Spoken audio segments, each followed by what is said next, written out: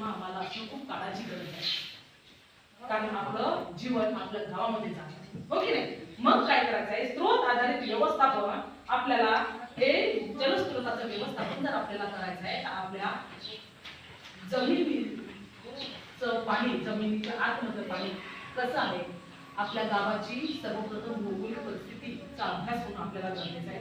Even आपल्या ग्रामपंचायत आणि आपल्या गावामध्ये पाऊस किती पडतो, का पडतो, हा सगळा रेखाजोखा जो आपल्या ग्रामपंचायतला असतो. तर काय आहे, महाराष्ट्रामध्ये जे काही पाण्याचा उपसा होतो, मग तो पिण्यासाठी होतो, गुराढोरांसाठी होतो, किंवा शेतीसाठी होतो, किंवा औद्योगिकरणासाठी होतो, तो कुठून होतो? जमिनीच्या खालून उपसा होतो. आणि आपल्या महाराष्ट्रात सगळ्यात जास्त होतो. आणि आपल्या सगळ्यांनाच माहिती आहे, जमिनीवर जे काही पाणी आहे 97.5% जे आहे, तर ते काय आहे, समुद्रामध्ये पाणी आहे, जे खारं असते. त्याचा वापर आपण पिण्यासाठी करत नाही, बरोबर आहे? पण ते जर फिल्टर केलं तर उपयोगात आणता येईल. मग होतो, आता त्याची गरज आहेच आपल्याला, बरोबर आहे?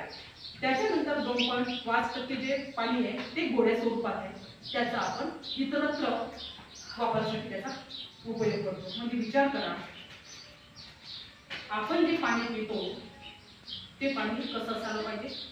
चांगलं, शुद्ध, मुबलक आणि पोलीस असणं गरजेचं आहे.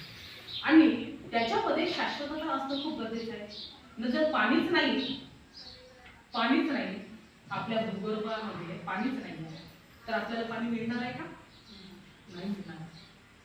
आणि आता तर काय अशी कंडिशन आहे की पाणी आता आपल्याला पैशाने विकत घ्यावं लागते, आहे की नाही?